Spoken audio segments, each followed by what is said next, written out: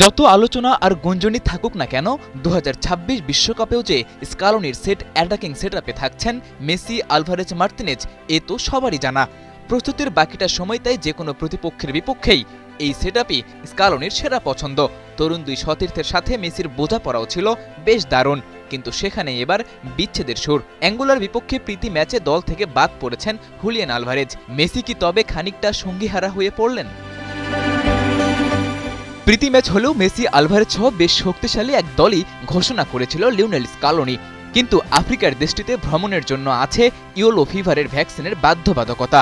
স্বাস্থ্য বিভাগের এই কড়া নিয়মের কারণেই দলে থেকেও শেষ মুহূর্তে কাটা পড়েছে 3 আর্জেন্টাইনের নাম। মলিনা সিমিওনের সাথে সেই তালিকায় বড় নাম হুলিয়ান আলভারেজ, যাদের একজনেরও নেই সঠিক সময়ে ইয়েলো ভ্যাকসিন দেবার কাগজপত্র। কারো পৌষ মাস, আবার কারো সর্বনাশ। 3 তারকা ফুটবলারের হঠাৎ বাদ পড়ায় আর্জেন্টিনা দলটা যে একেবারে দুর্বল হয়ে পড়েছে ব্যাপারটা এমনও নয়। বেঞ্চের ফুটবলারদের নামালেও হয়তো আফ্রিকার দেশটির বিপক্ষে ফাইট উইন ছিনিয়ে নিতে পারে আলবি সেলেস্তেরা। এছাড়া ওদের পাইপলাইনও তো বেশ সমৃদ্ধ। তবে সেখানেও খুব বেশি খুঁজতে হয়নি স্কালোনিকে।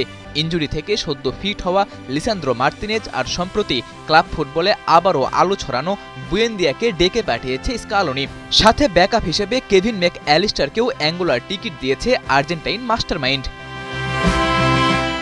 ইন্টারন্যাশনাল ব্রেকে 2টি আন্তর্জাতিক ম্যাচ খেলার কথা থাকলেও প্রতিপক্ষ ঠিক না করতে পারায় এবার আপাতত এক ম্যাচেই শেষ হচ্ছে মেসি, মার্তিনেজদের বিরতি। প্রতিপক্ষ আফ্রিকার আর শক্তি সামর্থ্যে দুর্বল হলেও স্কালোনি মাঠে নামাবেন তার সেরা একাদশটাই, যেখানে মেসির সাথে জুটি বাঁধতে পারে বুয়েন্দিয়া। আলভারেজের অভাব পূরণ করে স্কালোনির আস্থা অর্জন করতে পারলেই জাতীয় দলে ও টিকিটের মেয়াদ বাড়তে পারে। সাদাতুর রাফি, ৭১।